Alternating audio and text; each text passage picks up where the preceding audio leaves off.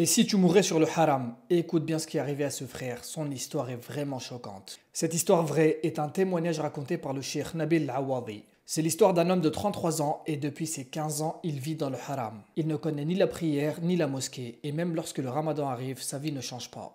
Il s'est tellement habitué au haram que c'est devenu son mode de vie, malgré qu'il soit musulman. Il était tellement éloigné d'Allah Azza wa Jal qu'il ne trouvait aucune paix dans sa vie. Il faisait des cauchemars presque chaque nuit. Il dormait très peu et seulement avec la lumière de la chambre allumée.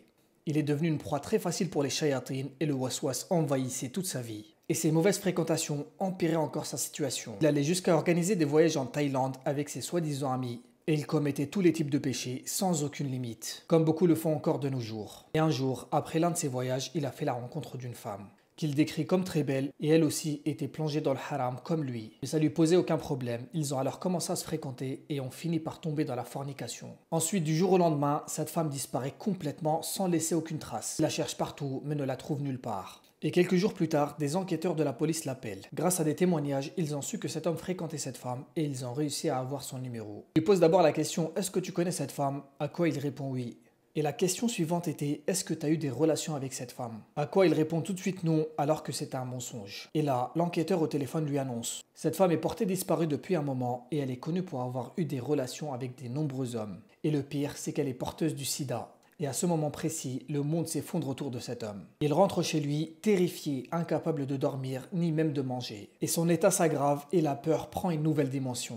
Il finit par prendre une décision. Il va à l'hôpital pour faire un dépistage. Les médecins lui disent: le test arrive que dans 10 jours, il faut patienter. Il raconte pendant ces 10 jours d'incertitude, il revoyait toute sa vie défiler constamment. Tous les péchés qu'il a commis, les nuits de haram qu'il a passées avec les femmes et ses mauvaises fréquentations. Il regrettait amèrement et il suppliait Allah Azza wa Jal de lui accorder une deuxième chance. Et une fois les 10 jours terminés, l'hôpital l'appelle. Lui disent qu'il doit absolument se présenter car ils ne peuvent pas lui annoncer le résultat au téléphone.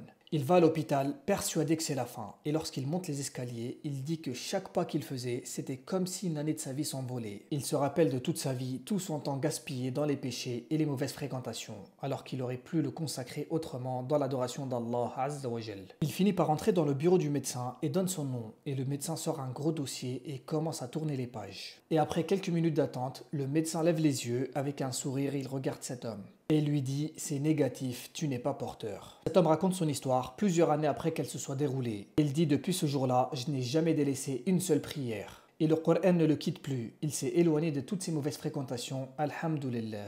Allah Azza wa Jal lui a accordé une seconde vie où il peut se repentir. Alors que beaucoup n'ont pas eu cette seconde vie et ils sont morts dans le péché. Et si tu as regardé cette vidéo jusqu'ici et que tu es dans le péché comme l'était cet homme, ressaisis-toi avant qu'il